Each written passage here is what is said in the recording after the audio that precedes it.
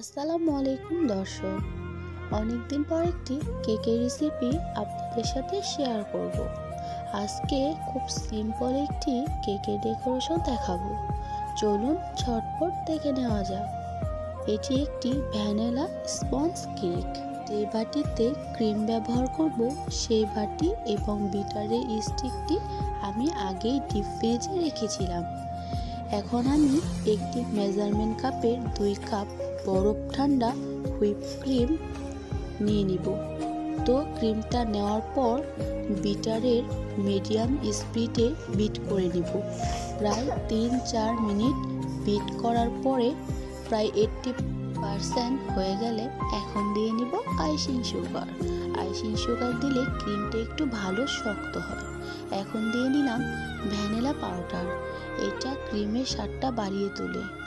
এখন ভালো মতো বিট করার পরে দেখুন মাশাআল্লাহ কত সুন্দর স্টিক হয়েছে আমার ক্রিমটা। আমি স্লাইস করা কেকের কাটা পিচের মধ্যে দিয়ে দেব মিল্ক অ্যান্ড সুগার সিরাপ। এখন একটি পাইপিং ব্যাগের ভিতরে ক্রিম ঢুকিয়ে সেটাকে প্ল্যাট নাইফের মাধ্যমে সুন্দর করে লাগিয়ে নিব। এখন দ্বিতীয় কাটা পিস স্লাইসের মধ্যে দিয়ে নিব সুগার অ্যান্ড মিল্ক সিরাপ। তারপর প্রথমবারের মতো পাইপিং ব্যাগের ভিতরে ক্রিম ঢুকিয়ে সুন্দর করে লাগিয়ে নিব। এইভাবে আমি তৃতীয় পার্টিও করে নিব। এই তো দেখুন আমার কেকটি ক্রাম্পড করা হয়ে গেছে। এখন এটি আমি ফ্রিজে রেস্টে রাখবো ফাইনাল দেখানোর জন্য। এই তো ফ্রিজ থেকে বের করার পর আমার কেক। এখন আমি একটি পাইপিং ব্যাগে ক্রিমের সাহায্যে পুরো কেকটিতে ক্রিম নিয়ে নিব। এখন আস্তে আস্তে কেকটি ফিনিশিং করব। ফিনিশিংটা খুব আলতোভাবে করতে হবে, তাড়াহুড়া করলে কেকের ফিনিশিং ভালো হয় না। কেকটি এখন আমি একটি স্ক্র্যাপারের সাহায্যে সুন্দর করে ফিনিশিং নিয়ে নিব। সাথে লাগবে প্লেট নাইফ। প্লেট নাইফ দিয়ে সুন্দর করে সাইড এবং উপরে আলতোভাবে ফিনিশিং আনার জন্য ট্রাই করতে থাকবো। আলহামদুলিল্লাহ আস্তে আস্তে আমার কেকের ফিনিশিং অবশ্যই আসতেছে। দেখুন মাশাআল্লাহ আমার কেকের ফিনিশিং চলে এসেছে। এখন একটি জিগজ্যাগ স্ক্র্যাপারের সাহায্যে কেকটি সুন্দর করে ডেকোরেশন করে নিব।